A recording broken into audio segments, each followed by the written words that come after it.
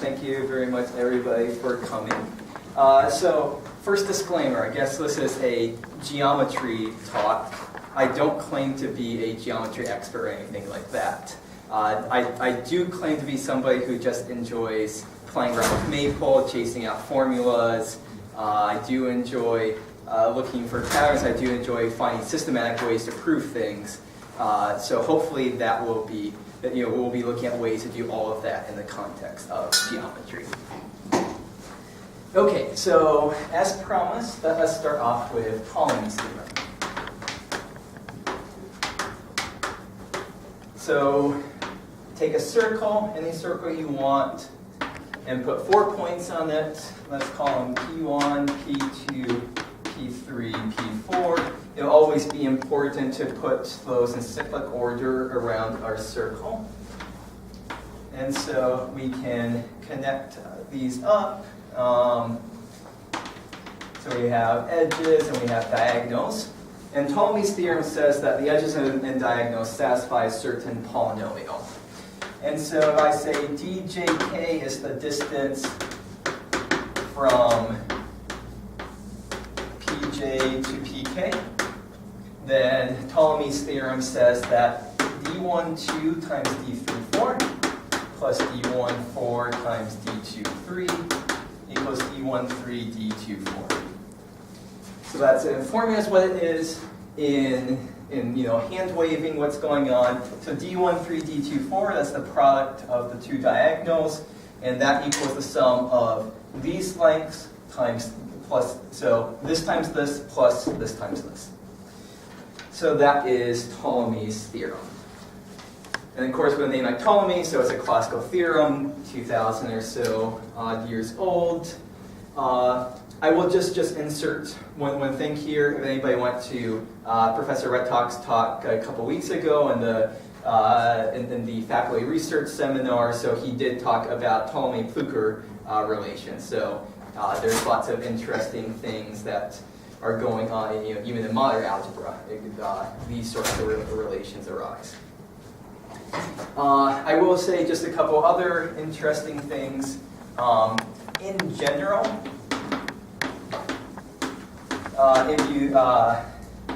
if it's not, your quadrilateral is not cyclic, then you end up with an inequality instead of equality. So that always is true.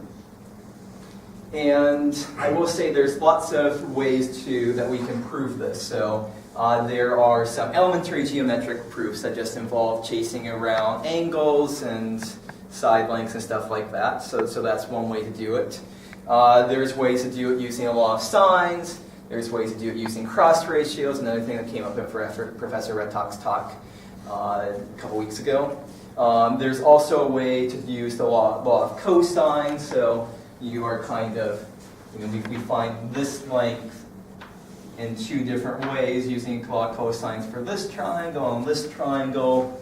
Also exploiting the fact that this angle plus this angle has to add up to 180 degrees. So that stuff all appears. And the one nice thing about the cross ratio, or sorry, not the cross ratio, the law of cosines version, is that it allows us to come up with a ratio version of Ptolemy's theorem, which is going to be, so 1 over d12, d13, d14, plus 1 over d13, d23, d34. So this is, the denominator is the product of the lengths from 1 to every other point. Here it's 3 to every other point. And that equals, the point, obviously so this is going to be 2 to every other point. And then the last one is going to be 4 to every other point.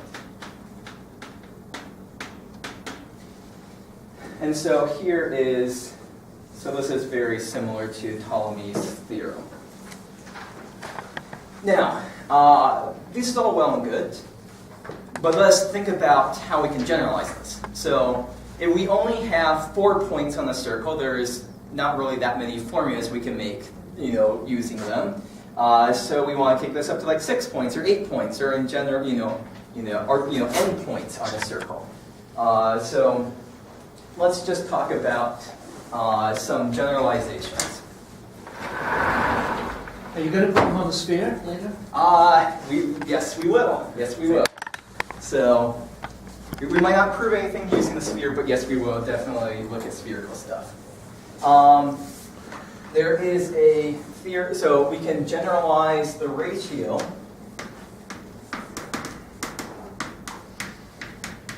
up to, we'll have 2 endpoints here. And so if we define Rj to be the product of k not equal to j of the distance at every other point. So this was R1, R3, and so on and so forth.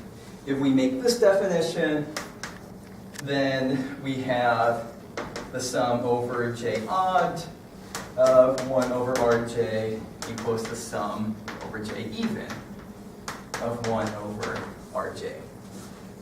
And so theorems like this were discovered. There's a theorem similar to this discovered in the mid-90s by, let me get his name right, John D. Smith, and then discovered by J. McDougall recently, and then Dr. Z recently co-authored a paper giving a very nice elementary proof of this, and some of his ideas will be exploited later on, so we will come back to that. So McDougall rediscovered something? I think so. I think it might have been a rediscovery. I actually was just finding that, like, preparing for my talk last night sort of thing, but we will. But so I don't want to affirmatively say it was a definite rediscovery, but very possibly could have been. Who is her name? The Smith Theorem. Yeah. John D. Smith. I guess there's lots of John Smiths out there, so you need the middle initial to keep them straight. Here's another particularly nice one, Fermat's theorem. So now this is going to be 6 points.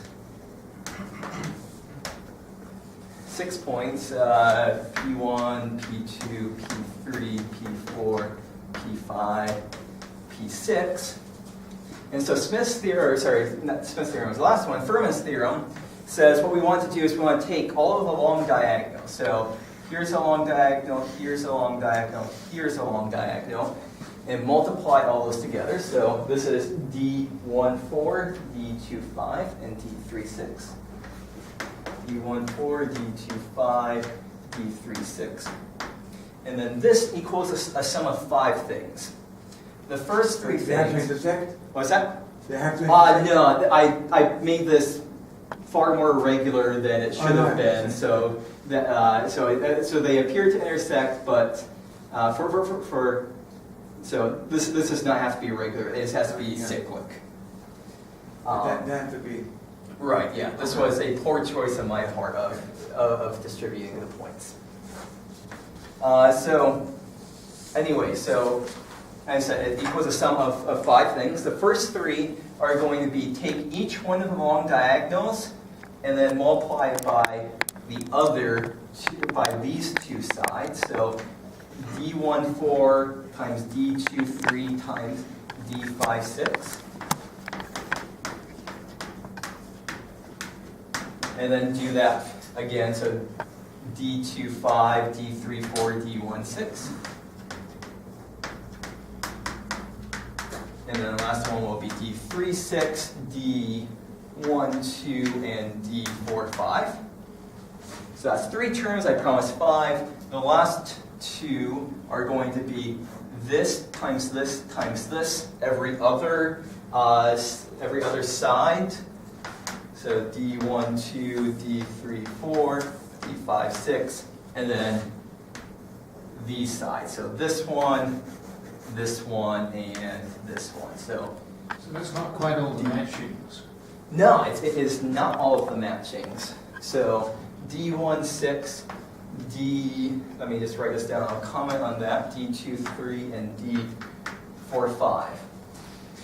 So in particular, we are purposefully dropping D24, D46, and D26 along with D35, D15, and D13. And so in a paper of Gregorak in '96, so he found generalizations of Fermat. I won't write them down because they are, so I'll just say they are expressible as determinant identities.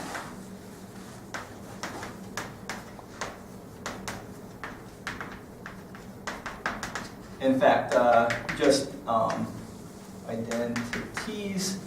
In fact, Fermat's theorem, it doesn't take too much imagination to write down a 3x3 determinant that expresses Fermat's theorem.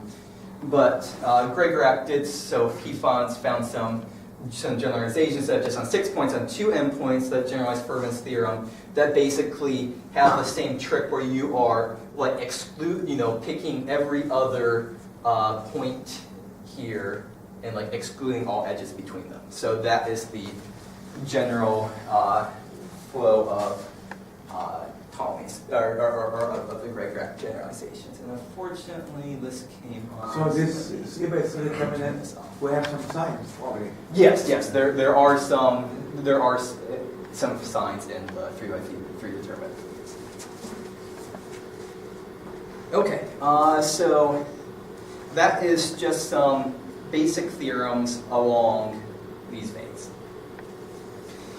But we haven't talked really about how to prove them except in big generalities. So let's actually think about specifically how to prove them. And as I promised at the start, I think about like automatic ways to prove these. And so it'd be very nice if we could come up with a way to just, if you hand me a theorem of one of these forms, I could automatically prove it without, needing any intelligent thought. So one way to do this, and again, this is inspired by Dr. Z's recent paper. So suppose that we have, let me just take a few more inches so everybody can see that.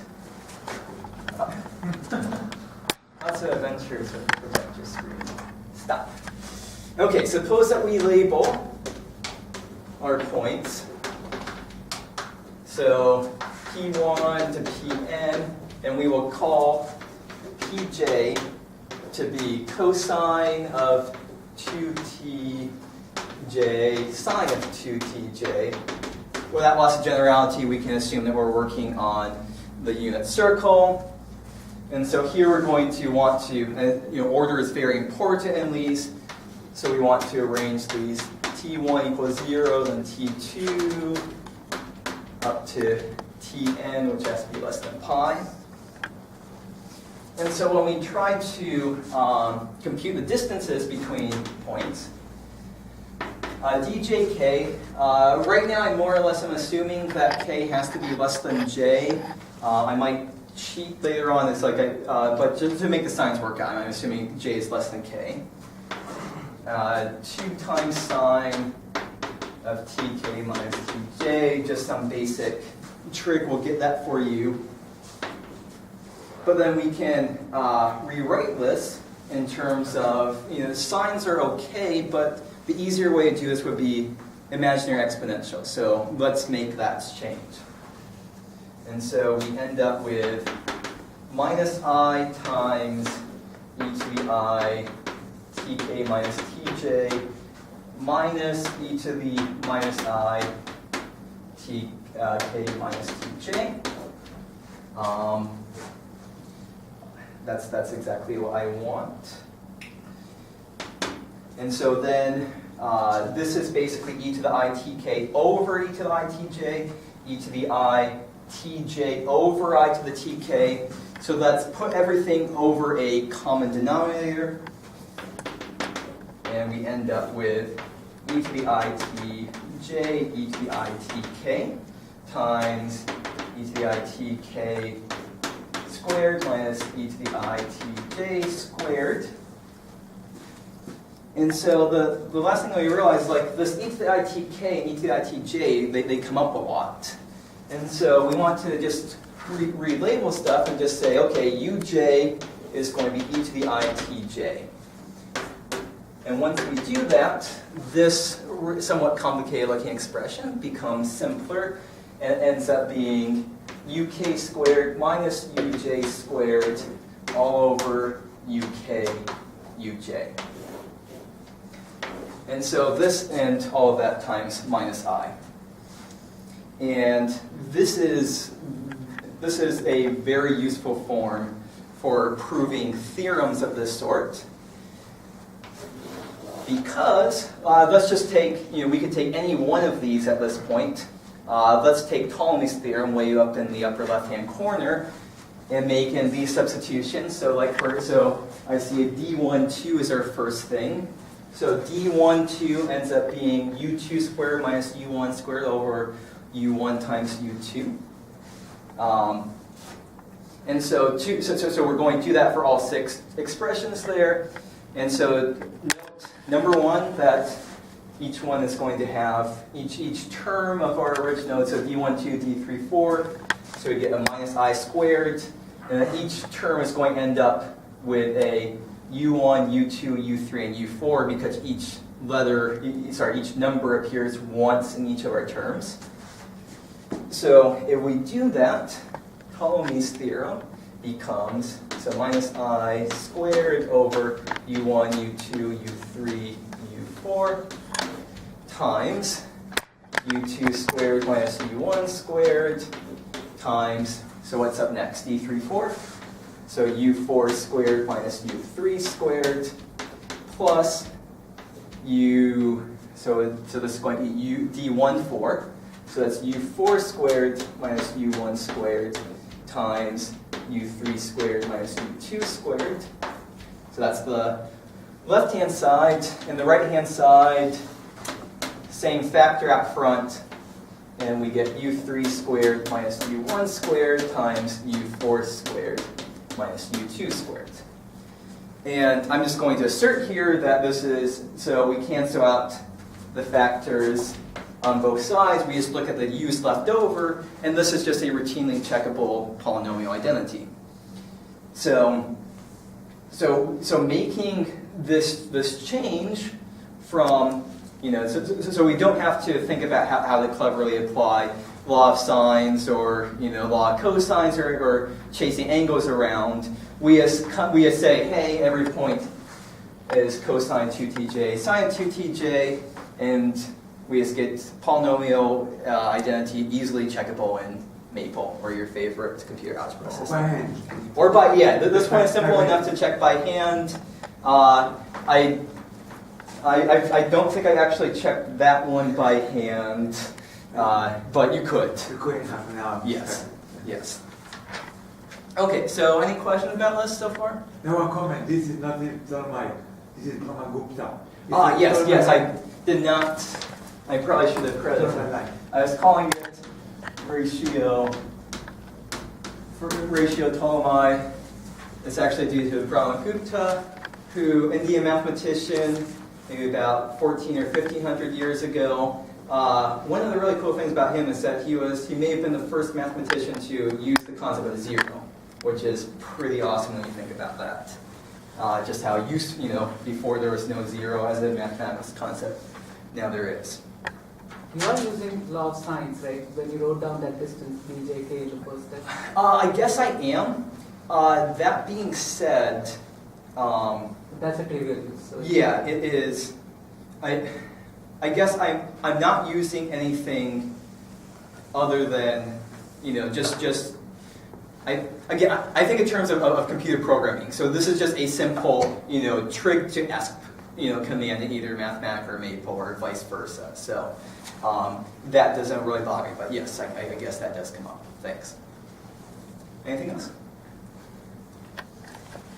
Okay, so we had a request earlier on for spherical geometry, so let's take a look at that.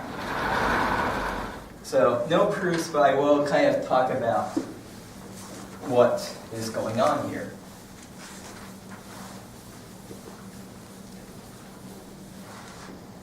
Okay, so spherical geometry. So we did everything before was Euclidean.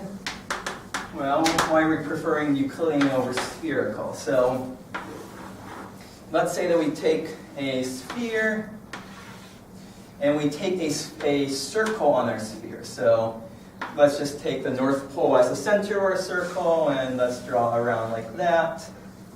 Might not be the best looking thing, and then put points around it, and now actually like find, compute Ptolemy's theorem and see what happens. So now we actually have to compute the distances, and that involves staying on the surface of our sphere. So things are a little bit trickier. And so it turns out that Ptolemy's theorem does not hold, but we can make some minor modifications so it does hold. So in 1970, Valentine had an analog of Ptolemy in spherical geometry. And so instead of using just regular distances, so first we want to compute the distances. And again, we have to stay on the surface of the sphere to do that. So let's say LJK is the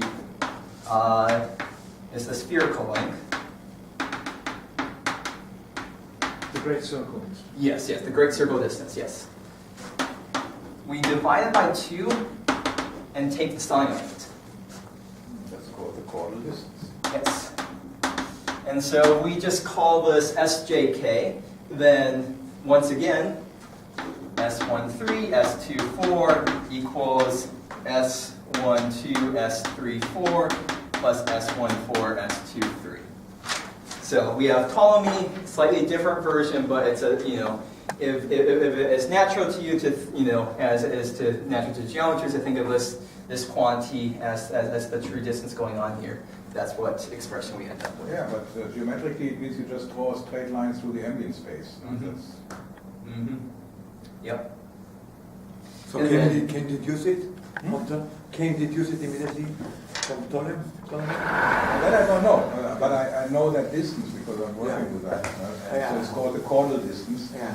So and geometrically you just picture it. Actually, when you see what he just wrote over there, 2 sine of tk minus tj, right? So so that relates to the center picture. No? So in R equals infinity, you get Ptolemy back. Yes. The sphere becomes a plane. Yep.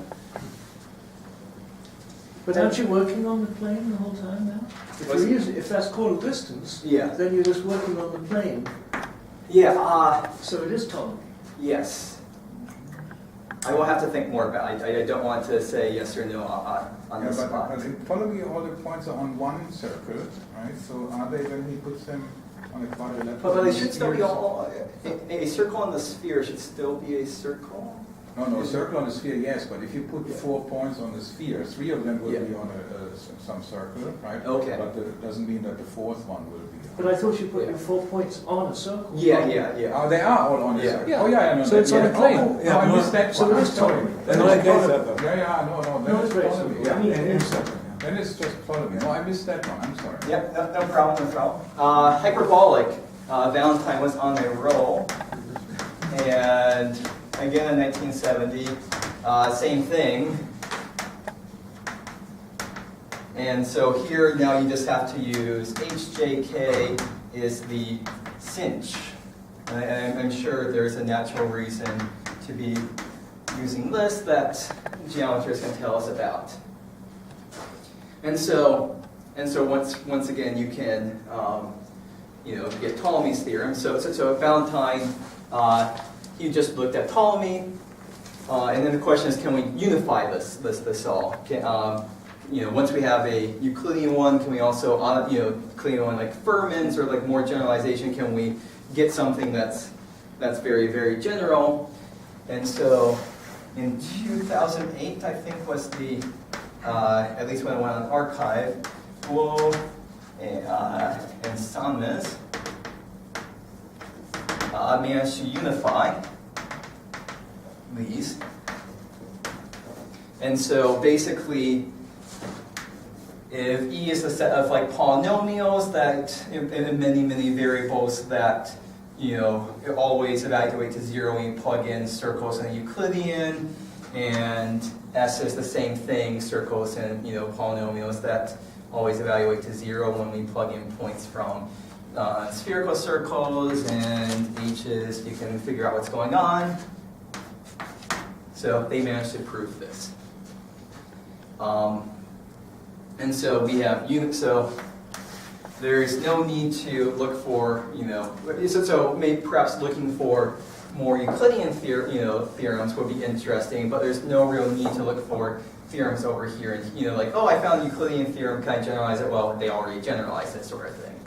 Does this work in more general spaces? What about two-point homogeneous spaces? What about the cube, the Hamming? I don't know. Might work. Yeah.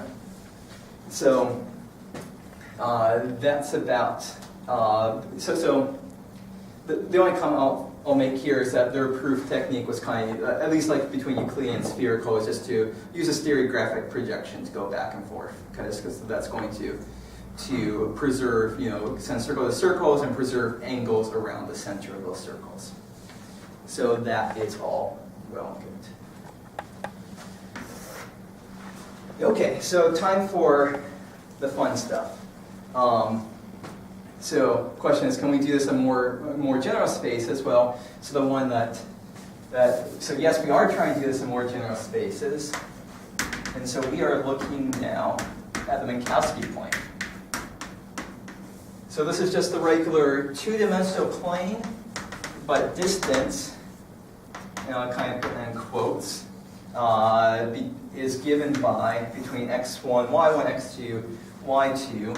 So we take x2 minus x1 quantity squared, and y2 minus y1 quantity squared. And now in Euclidean we add them. Now in Minkowski we subtract them. And that could be negative, so we better put absolute values, so we always end up with something positive. And the speed of light is 1. And the speed of light is 1, yes. And so there are some weird, like if you've never really seen this before, I just recently got introduced to it. There's some things that feel weird. For example, it is very much not a metric. You have the reverse triangle inequality, which just feels way weird. So lots of stuff that your usual conception, your intuition's kind of shot the first time you're looking at this. But in order to talk about this, we need circles. So what does a circle look like here?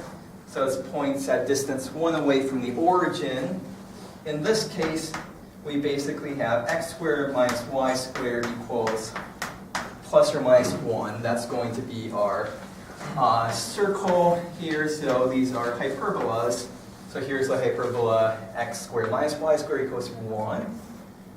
And this one is the equals minus 1. Again, there are some challenges here. So the thought was, can we try to adapt? Like Ptolemy's theorem to the Minkowski plane? And so we'd be putting points on the circles, the unit circles, and using this as our distance. And you very quickly run into some challenges, like points. Like if you pick 2 points on the same, hyperbola, or even like the same branch of the hyperbola, they can get arbitrarily far apart. And so that is kind of when we try to use one of these approaches that Gould and some has had, that kind of. So I should have said about here. This is where I started to play around with this stuff. And so this is joint work with my office mate Ed Chien. So this is kind of a fun thing to do, because it's just like he saw me looking at something Ptolemy related, like, oh, I like Ptolemy related stuff, and so we just got to talking, sort of thing. So this is the benefits of having fun office mates. So, but yes. So lots of challenges when we try to adapt it.